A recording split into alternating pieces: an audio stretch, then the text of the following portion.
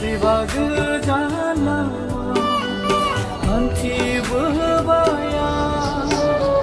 गारबोना दै थौफोरखौ गोसोखाङै खाङै जोंनि उदांस्रि मोनै खोमसि अख्रांनिफ्राय जिउनि हाथरखिफ्रा थरफा थरफा सिरिलांबाय बायफ्लेबाय आंनि गोरबो बायफ्लेबाय आंनि गोरबो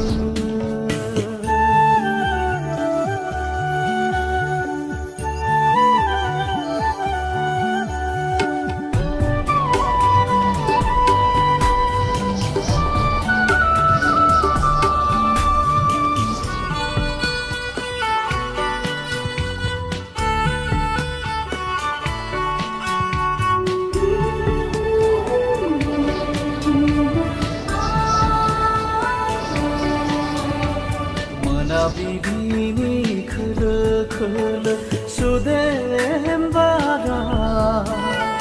जिउनि थांखियाव जिउनि हान्थि लामाया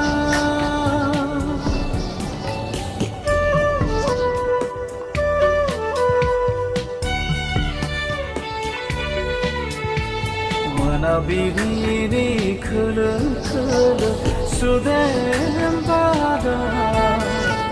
जिउनि थांखियाव जिउनि हान्थि लामाया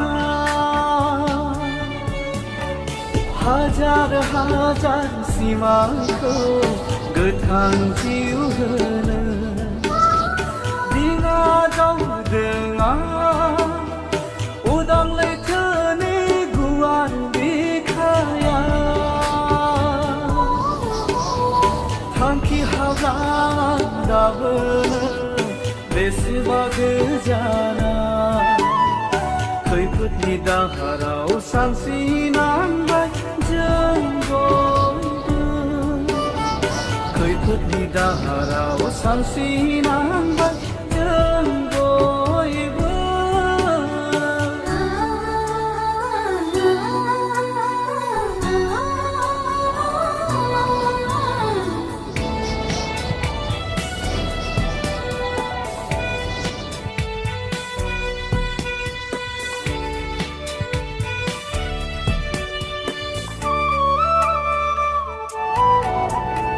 सानजा सोनाब साहा खोला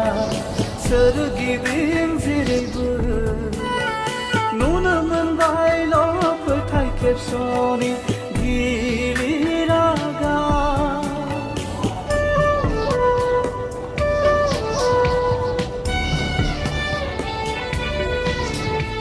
सानजा सोनाब साहा खोला सोरगिदिं जेरैबो फोथाय खेबस'नि गिलिर आगान सैथो धोरोम हामथोनो थोनो गासिन जाबाय खैसार गोनां सुथुरनि फाव फान्दायनायाव दिनै सुबुं सुबुंथि सोदोमस्रिया मोखां फांथेबाय गाबख्रावनांबाय सुबुं जिउआ राहा नागिरना गाबख्रावनांबाय सुबुं जिउआ राहा नागिरना